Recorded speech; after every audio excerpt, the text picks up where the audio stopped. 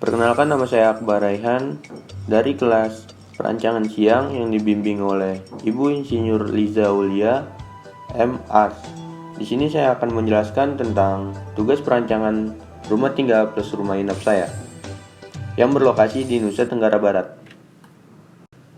Surga Bumi Bungalow, sensasi menginap dalam pondok mungil tradisional Nusa Tenggara Barat.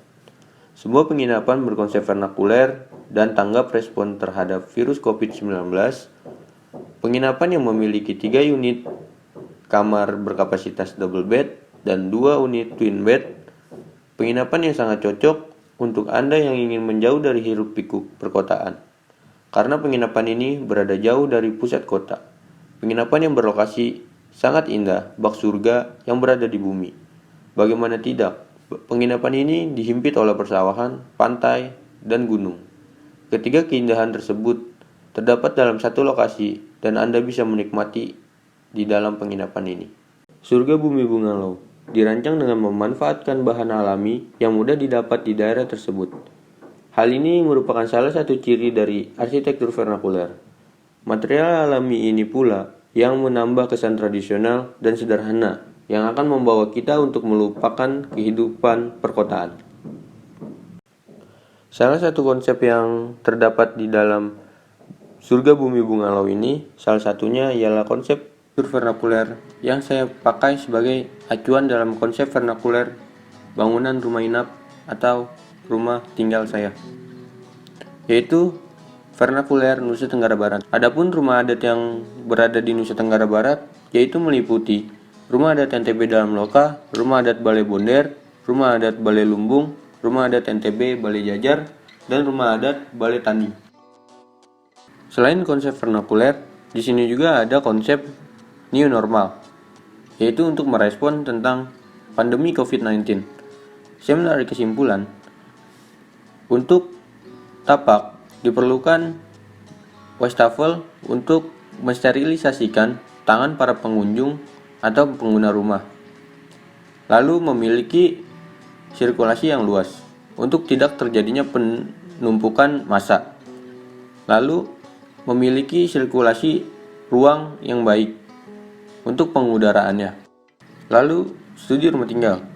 Syarat rumah tinggal yang baik menurut Vitruvius yaitu pendukung utama bangunan harus kuat, yaitu struktur. Yang kedua ialah keindahan. Yang ketiga adalah utilitas yang ditekankan untuk pengaturan ruang yang baik, didasarkan pada fungsi hubungan antara ruang. Masuk ke dalam analisa lokasi. Analisis makro. Lokasi saya berada di Pulau Mandalika. Mandalika ini sebagai destinasi wisata bahari dan wisata budaya, dengan panorama yang eksotis dan berdekatan dengan Pulau Dewata. KEK Mandalika diperkirakan akan menarik kunjungan 2 juta wisatawan mancanegara per tahun. Kekurangan dari pulau ini yaitu belum memiliki bandara. Bandara yang paling dekat dengan lokasi yaitu Bandara Lombok, yang jarak tempuhnya kurang lebih 45 menit sampai 1 jam. Untuk mengakomodasi kekurangan tersebut, kami berniat untuk menyediakan fasilitas antar jemput. Lalu direspon terhadap desain. Untuk menjemput para pariwisata perlu digunakan kendaraan besar berupa mobil elf. Di sini untuk perancangan tapaknya kita menyediakan parkiran yang besar untuk menampung mobil elf ini. Profil tapak. Detail lokasi berada di Jalan Beach Walk, Kuta, Pajut, Kabupaten Lombok Tengah, Nusa Tenggara Barat. Luas tanah 1000 meter persegi. Suhunya 22-30 Celcius, memiliki GSB 3 meter dan beriklim tropis. Lalu memiliki kondisi tanah yang cenderung rata, tanah tidak labil, dan adapun kubangan air tersebut ialah pemandian kerbau milik warga sekitar. Masuk ke dalam pemrograman. Data pengguna rumah tinggal yang terdiri dari suami yang berusia 56 tahun, lalu istri yang berusia 48 tahun, lalu anak laki-laki yang berusia 13 tahun.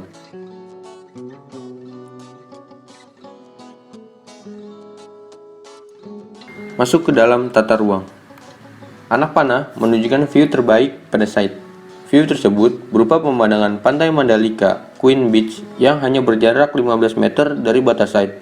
Hal ini direspon dengan meletakkan kamar inap pada tempat yang strategis untuk mendapatkan view yang terbaik tersebut, agar bisa memanjakan mata para wisata dan menjadikan vista pada bangunan inap. Selanjutnya, untuk penataan ruang merespon dari kebisingan. Anak panah berwarna merah adalah tanda dari kebisingan. Site berbatasan dengan jalan desa yang pastinya akan menimbulkan kebisingan pada area rumah inap. Respon dari hal tersebut adalah dengan memberi jarak antara bangunan dengan sumber kebisingan, lalu ditambah dengan membuat pagar pembatas agar peredaman suara bisa maksimal. Perlahan, peletakan ruang pada site akan berubah. Nah, ini adalah respon terakhir dari analisa kebisingan, view, matahari, dan angin. Peletakan ini sudah disesuaikan menurut analisa yang tadi dijelaskan. Yang berwarna biru ialah bangunan yang akan dibuat panggung agar vista pada tapak terlihat jelas. Nah, ini adalah gambaran set plan saya. Di sini saya membagi menjadi dua area. Area bungalow yang terdiri dari 3 double bed dan area dari bungalow yang memiliki twin bed. Di sini lobi berbentuk bulat, yaitu menandakan sebagai pusar pada site tersebut. Lalu dari lobi langsung pengunjung dapat melihat secara lurus ke arah vista, yaitu pantai Mandalika Queen Beach. Di sini saya memiliki ruang makan outdoor. Untuk dapurnya, ini berconnecting dengan rumah tinggal. Ini adalah potongan dari tapak saya. Untuk site, saya mengambil acuan dari perkampungan adat Balai Jajar yang memiliki level bangunan yang berbeda, yaitu dari tinggi ke rendah. Dari falsafah masyarakat tersebut, bahwa masyarakat ekonomi kelas atas memiliki level bangunan paling tinggi. Di sini saya menarik kebudayaan tersebut dengan merancang site agar memiliki level yang berbeda. Di antaranya, setiap area yang meliputi rumah tinggal dibuat paling tinggi, lalu diikuti lobi, lalu turun ke area rumah inap. Maksud dari rumah tinggal memiliki level yang paling tinggi ialah rumah tinggal ini diisi oleh orang yang memiliki kuasa dalam tapak tersebut. Jadi rumah tinggal harus menjadi lebih tinggi agar mengikuti budaya bahwasanya yang paling tinggi ialah yang paling terhormat. Selain itu, penggunaan level ini juga dapat memberi kesan yang dramatis terhadap site dan membuat tapak menjadi tidak membosankan. Bangunan bungalow saya buat panggung setinggi 2,5 meter yang mengadaptasi daripada rumah adat Balai Lumbung. Rumah adat Balai Lumbung memiliki konsep rumah panggung agar hasil panen yang disimpan tidak dirusak oleh banjir maupun hama tikus.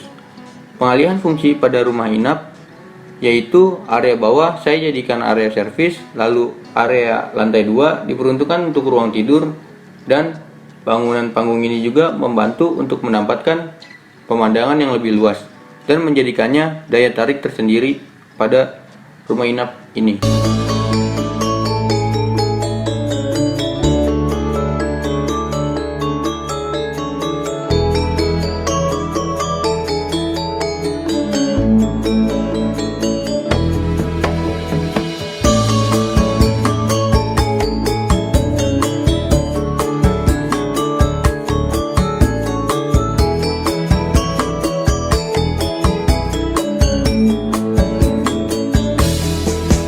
Mungkin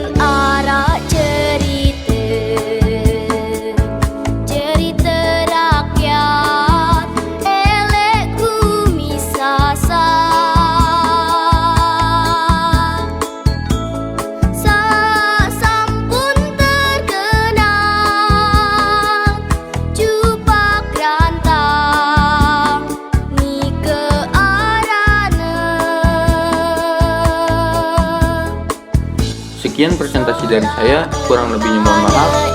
Wassalamualaikum warahmatullahi wabarakatuh.